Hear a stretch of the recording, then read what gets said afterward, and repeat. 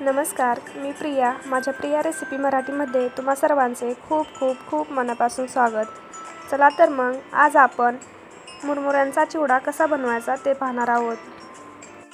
कोणी याला मुरमुरे म्हणतात, कोणी चुरमुरे म्हणतात किंवा कोणी भडंग देखील म्हणतात. तुम्ही याला काय म्हणतात ते मला कमेंट करून नक्की सांगा.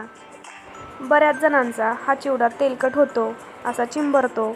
खाताना असा खुसखुशीत लागत नाही, कुरकुरीत लागत नाही किंवा कडक लागत नाही. या सर्व आपण यामध्ये टिप्स पाहतोय. हा चिवडा मी घरगुती साहित्यांमध्ये खूप मोजक्या साहित्यामध्ये बनवला आहे. तुम्ही हा चिवडा गौरी गणपती म्हणा किंवा दिवाळी फराळ म्हणा किंवा मधल्या वेळेत भूक लागल्यानंतर आपण काहीतरी चटपटीत खाण्यासाठी म्हणतो, तसं हा चिवडा खूप परफेक्ट अशी ही रेसिपी आहे. चला तर आपल्याला सुरुवात करूया. शेवटपर्यंत हा व्हिडिओ नक्की पहा. येथे मी मुरमुरे घेतलेत. हे मुरमुरे अर्धा किलोचं पॅकेट आहे. आता हे आपल्याला स्वच्छ करून घ्यायचे. निवडून घेतोय त्यासाठी मी चाळण घेतली आहे. या चाळणमध्ये हे मुरमुरे थोडे थोडे घालून हे चाळून घ्यायचे, म्हणजे यातील काही पावडर म्हणा किंवा यातील भुगा असतो तो खाली पडला जातो. दाखवल्याप्रमाणे मी सर्व मुरमुरे अशा प्रकारे चाळून घेते. तुम्ही खाली पाहू शकता अशी याची पावडर, ही धूळ कचरा हा एवढा निघालेला आहे. असा हो निघतो. त्यामुळे सर्व लाह्या आपण ह्या भडंगी चाळून घेतोय. दाखवल्याप्रमाणे मी सर्व भडंग इथं चाळून घेतलंय. आता पुढे लसणाच्या 2 कुड्या घेतलेत मी मोठ्या, त्या अर्धवट सोलून घेतले. ते संपूर्ण त्याची साल काढलेली नाही, टरफलं काढलेलं नाही. आता यामध्येच मी घरगुती लाल तिखट वापरते. 2 चमचे मी इथे लाल तिखट वापरले. आता हे खलबत्त्यामध्ये आपल्याला ओबड-धोबड असं हे एक वाटून घ्यायचं.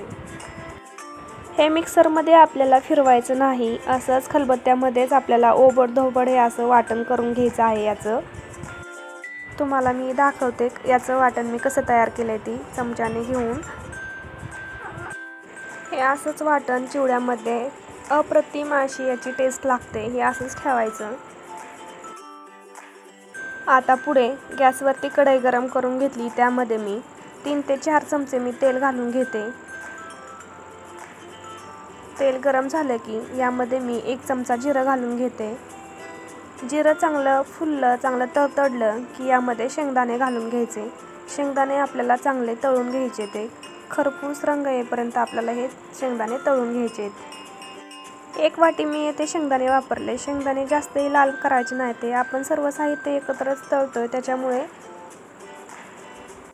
शेंगदाणे थोडे तळले की त्यामध्ये डाळ घालून घ्यायची. येथे मी भाजकी डाळ 1 वाटी वापरली. याला डाळवं देखील म्हणतात. हे देखील मी तळून घेते. ही भाजकी डाळ कोणी तसंच वापरतं, पण त्याच्यामध्ये थोडासा ओलसरपणा असतो, तो घालवण्यासाठी हे आपल्याला तळून घ्यायचं आहे. यामध्ये मी आता कढीपत्ता घालते. कढीपत्ता मला जास्त वापरला आहे मी येते. तुमच्या आवडीप्रमाणे तुम्ही कढीपत्ता कमी जास्त करू शकता. कढीपत्ता चांगला कडक होऊन द्यायचा, त्याच्यातलं ओलसरपणा चांगला गेला पाहिजे. कढीपत्ता चांगला कुरकुरीत झाला आहे. आता यामध्ये कोथिंबीर घालून घ्यायची. येथे मी बारीक चिरलेली कोथिंबीर घेतली आहे.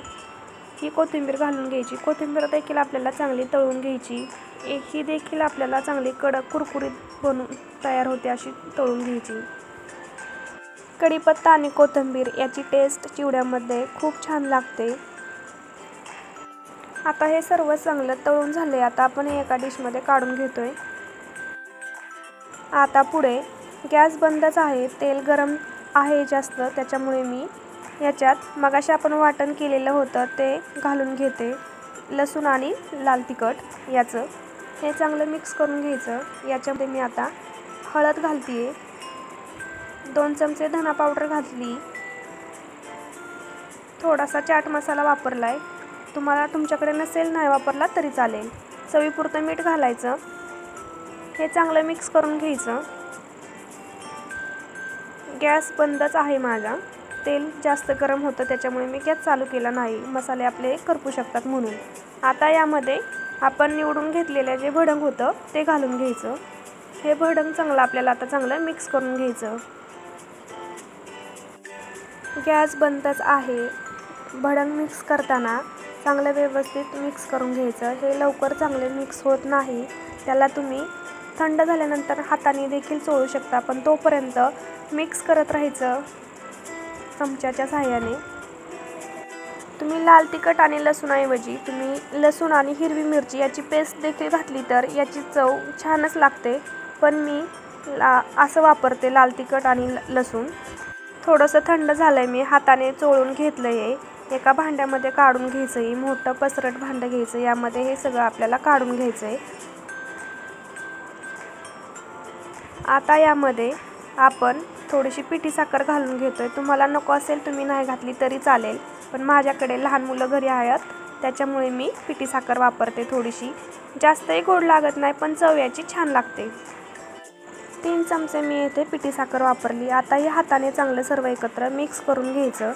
हे सर्व चांगलं मिक्स करून घेतलंय। आता मी तळून घेतलं होतं ते सर्व साहित्य घालून घेते।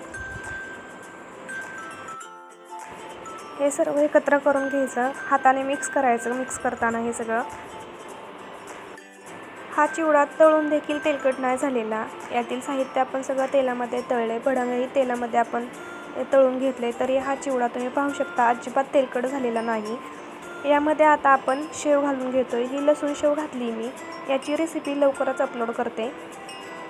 भरपूर अशी मी शेव वापरली, तुमच्या आवडीप्रमाणे तुम्ही वापरू शकता।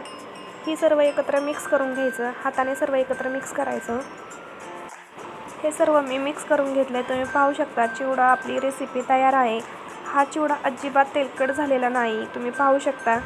तुम्ही ही रेसिपी नक्की ट्राय करून पहा, आणि खुसखुशीत देखील झालाय।